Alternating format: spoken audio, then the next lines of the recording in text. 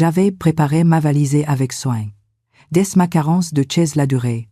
Un foulard Hermès que j'avais économisé pendant des mois. Une bouteille de Château Marot, hanginle mulam. Sept ans. Sept longues années sans voir ma fille en face, à face, sans pouvoir la serrer dans mes bras. Depuis que j'avais accepté ces postes d'infirmière en Suisse, nos rencontres s'étaient limitées à des appels vidés les dimanches soirs. Mais cette fois, j'avais pris 2 semaines de congé. J'allais enfin retrouver ma Camille. Quand le TGV est entré en gare de Lyon-Pardieu, mon cœur battait la chamade. 7 ans, c'est long, trop long. La dernière fois que je l'avais vu, c'était les jours de son mariage avec Thomas. Une belle cérémonie dans le Musawem arrondissement de Paris, dans la maison familiale des Beaumont. Thomas venait d'une famille consanguine, comme on dit chez nous. Son père était notaire, sa mère professeure de lettres à la retraite. Des gens cultivés, distingués.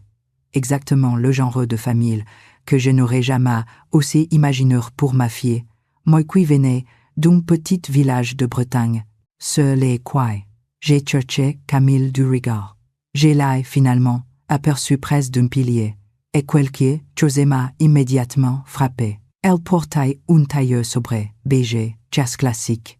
Pas du tout sans style. Ma Camille aimait les couleurs vives, les robes bohèmes, les foulards colorés, mais bon, me suis dit, elle a peut être changée. 7 ans, ça change une personne. Quand elle m'a vu, son visage s'est illuminé. Elle a couru vers moi, et nous nous sommes enlacés longuement. J'ai senti ses os sous mes doigts. Elle avait maigri, beaucoup maigri.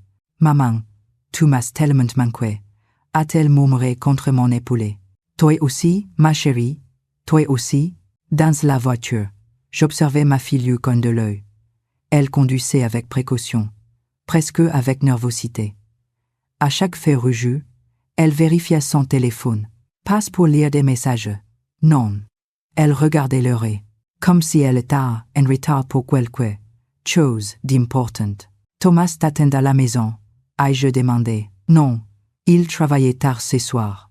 Ma belle maman nous a préparé les dîners. Elle insiste pour que tu loges chez elle, pas à l'hôtel. Elle a une grande maison, tu sais. J'ai souri. C'était gentil de la part de Françoise. Lors du mariage, elle m'avait paru un peu distante, un peu froide, mais je m'étais dit que c'était juste sa manière d'être. Les Parisiennes. Quoi? C'est très généreux de sa part. Camille a hoché la tête, mais quelque chose dans son expression m'a troublé. Une petite plie au coin de sa bouche. Une tension dans ses épaules. La maison des Beaumont se trouvait à Caluret-et-Cuiret, sur les hauteurs de Lyon. Une belle propriété, bourgeoise ou 16e siècle, avec un jardin impeccablement entretenu. Quand nous sommes entrés, Françoise nous attendait dans le vestibule. Elle portait un tailleur Chanel, des perles au cou, ses cheveux gris parfaitement coiffés en chignon. « Catherine, quelle joie de vous revoir !» a-t-elle dit en me tendant un jour glacial.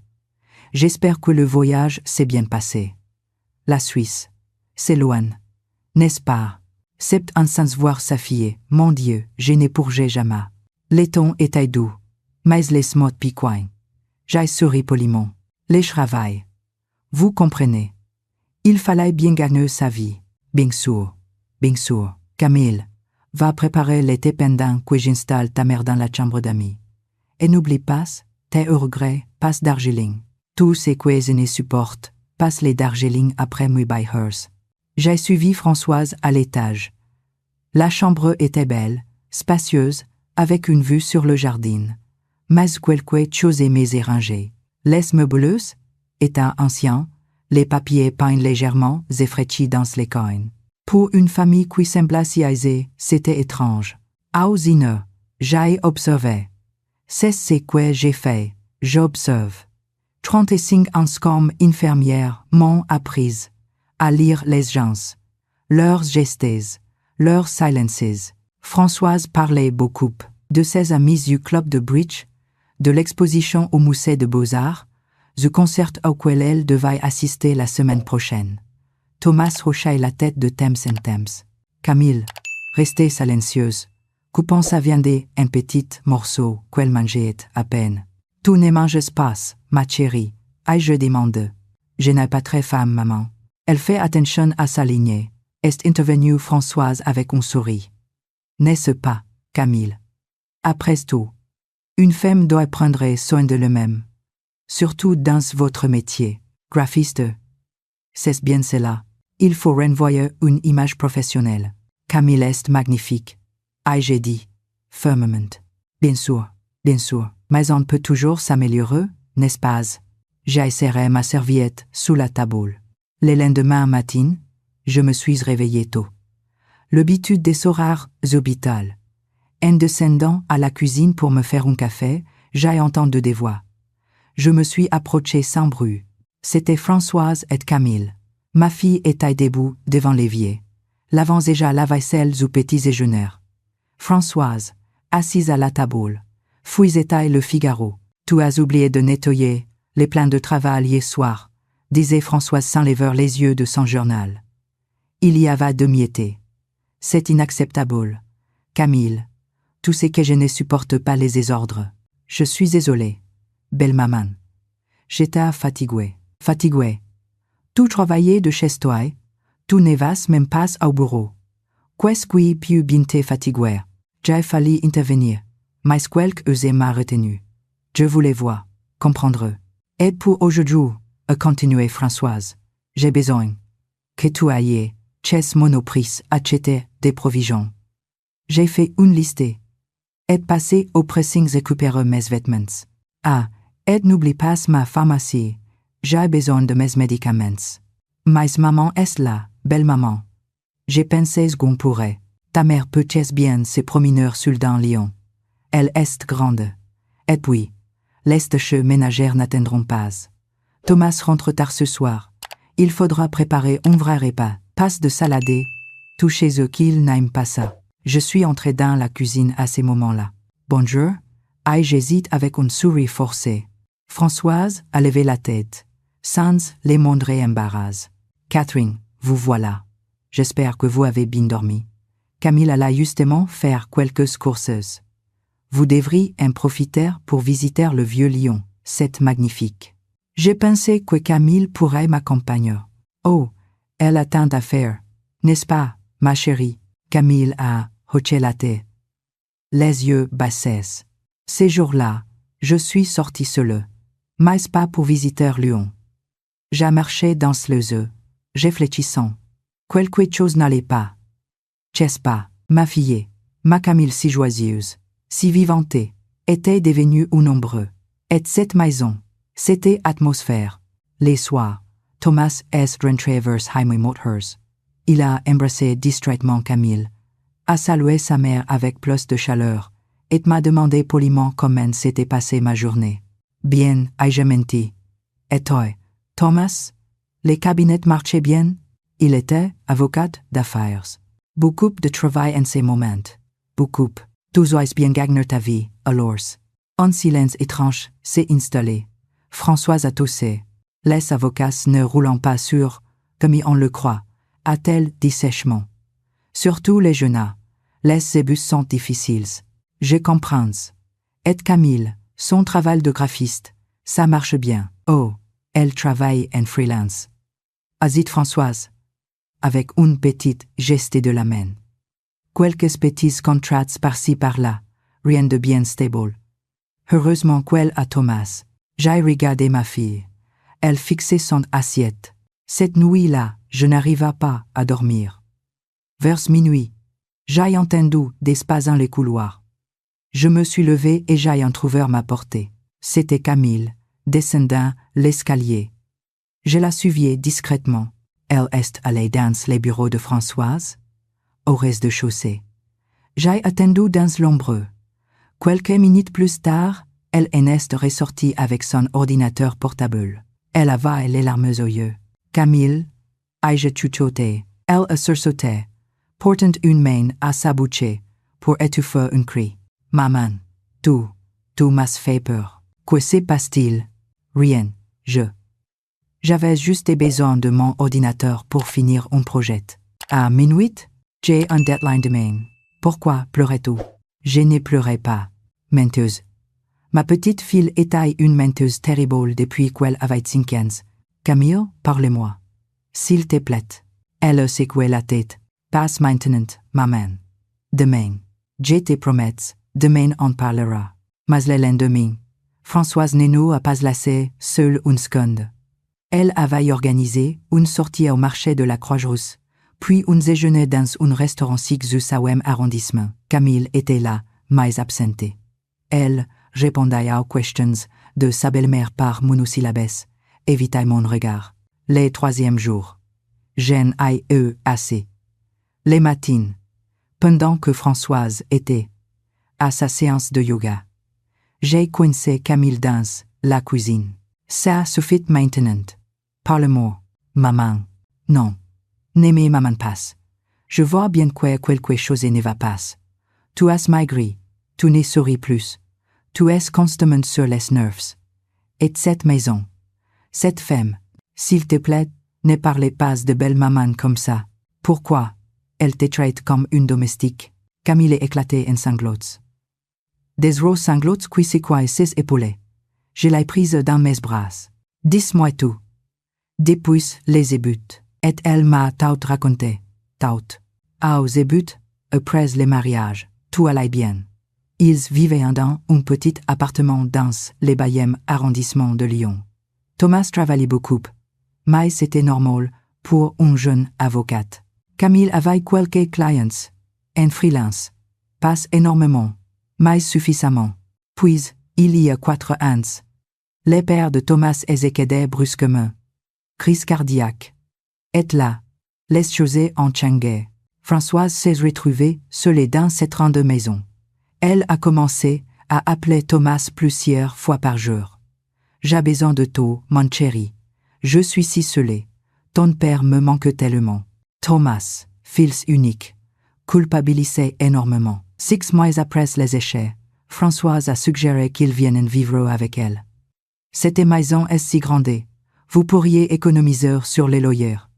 Et j'aurais de la compagnie. Thomas était hésitant, mais Camille, gentil, empathique, avait accepté. C'est juste temporaire, maman. Les temps qu'elle a mis, 4 ans plus tard, ils y étaient toujours. Au début, Françoise était gentille, trop gentille, même. Elle insista pour payer le shopping de Camille, l'invita à des déjeuners entre femmes, lui donna des conseils sur comment gérer un foyer. Tu es si jeune, ma chérie. Laisse-moi t'apprendre.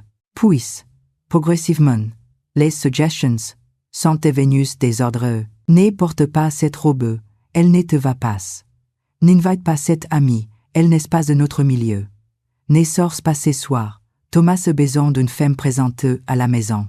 Quand Camille protestait, Françoise jouait la victime. Après tout ce que j'ai fait pour toi, je vous ai ouvert ma maison, je vous nourris, je ne demande qu'un peu de reconnaissance. Et Thomas? Thomas était tellement habitué à obéir à sa mère depuis l'enfance, qu'il ne voyait même plus les problèmes. Mangez-en, chérie. Elle veut juste ton bien. Mais le pire, qu'était l'argent. Il y a des usances. Camille va décrocher un gros contrat. Une entreprise de cosmétiques qui voulait refaire toute son identité visuelle. Les contrats étaient de bons mouillam comme euros, payables sur un an. Françoise l'avait félicité chaleureusement. Ma chérie, c'est merveilleux. Mais tu sais, avec un tel revenu, tu devras vraiment contribuer aux phrases de la maison. Après tout, l'électricité, l'eau, la nourriture, tout cela coûte cher. Camille avait accepté de payer mon euros par mois, puis Françoise avait des problèmes de voiture, euros de réparation urgente. Je sais que c'est beaucoup demandeur. Ma chérie, mais je n'ai plus les économies de ton beau-père, pour être m'aider. Camille avait payé. Ensuite, qu'était la voiture de Thomas qui était tombée en panne. Bachom euros de réparations. Mon fils ne peut pas aller travailler sans voiture. Camille. Tu comprends, n'est-ce pas? Camille avait payé. Les vacances de Françoise sur la côte d'Azur. Les nouveaux meubles pour les salons. Les manteaux Burberry qu'elle avait absolument besoin. Les cours de piano que Françoise voulait reprendre. En un an et demi. Camille avait pensé presque tout son argent. Pour la famille. Pour sa belle-mère. Et maintenant, elle n'avait presque plus rien. Quelques centaines d'euros sur son compte. Et les contrats se faisaient rares. Curieusement rares. Je pense qu'elle sabotait mon travail. Maman, a murmuré Camille. Elle répond parfois à mes emails quand je laisse mon ordinateur dans les bureaux. Elle dit qu'elle aide, mais les clients se plaignent que je ne respecte pas les deadlines, que je ne réponds pas aux messages. Mais je n'ai jamais reçu ces messages. J'étais horrifiée, mais aussi furieuse. Et Thomas, il ne voit rien. Il travaille tellement. Et quand j'essaye de lui parler, sa mère intervient toujours. Elle pleure. Elle dit que je l'accuse injustement, que je suis ingrate. Et Thomas me demandait des plus compréhensives. Camille, il faut partir. Maintenant, je ne peux pas. Je n'ai plus assez d'argent pour louer un appartement. Et Thomas, j'ai peur de le perdre. Tu es en train de te perdre toi-même. Elle abaissait les yeux. Je sais, cet après-midi-là, pendant que Camille était supposée faire les courses pour les dîners, je suis restée seule avec Françoise. Elle lisait dans les salons, élégantée dans son fauteuil Louise fait. Françoise, nous devons parler. Elle a levé les yeux, surprise par mon ton. Catherine, je sais ce que vous faites à ma fille. Son visage est resté impassible. Je ne vois pas de quoi vous parlez. L'argent, les contrôles, l'isolement. Je suis infirmière. Françoise. J'ai travaillé en psychiatrie. Je reconnais la manipulation quand je la vois. Elle a réformé son livre calmement. Votre fille vit sous mon toit. Elle mange ma nourriture. Elle utilise mon électricité. Il est normal qu'elle contribue. Elle est outpayée. Les réparations. La voiture. Vos vacances. Des prêts. Nous lui rembourserons. Raymond? Quand? Un silence. Ma fille et mon petit-fils. Pardon. Mon fils et sa femme vivent très confortablement ici. Camille devrait être reconnaissante. Elle est devenue votre domestique. C'est ridicule. Elle fait les courses, la cuisine, les ménages. Elle demande votre permission pour sortir. Elle a perdu tous ses amis parce que vous les avez jugés. Pas convenable. Elle a perdu sa joie de vivre, son indépendance, sa confiance en elle. Françoise s'est levée, hautaine. Je pense que vous devriez rentrer en Suisse, Catherine. Votre présence ici perturbe l'équilibre de notre famille. Oh, je ne pars pas. Pas sans ma fille. Votre fille est une femme mariée. Elle fait ses propres toits. Non. Vous les faites pour elle. Ce soir-là, quand Thomas est rentré, je lui ai demandé de me parler seul, à seul. Il a accepté, visiblement mal à l'aise. Nous sommes allés marcher sur les Croisironnes. Thomas, j'ai besoin de te poser une question, et je veux que tu sois honnête avec moi. Est-ce que tu aimes ma fille? Il a paru choqué. Bien sûr. Comment pouvez-vous en douter? Alors pourquoi la laisses-tu être traitée comme une employée dans ta propre maison? Catherine, je ne comprends pas. Ta mère, c'est qu'elle fait à Camille. Il a secoué la tête. Maman peut être un peu exigeant, c'est vrai. Mais elle a vécu beaucoup de choses. Perdre papa a été terrible pour elle. Et ça lui donne le droit de contrôler la vie de ta femme. Elle ne contrôle rien du tout. Thomas, ta femme demande la permission à ta mère avant de sortir. Elle n'a plus d'amis.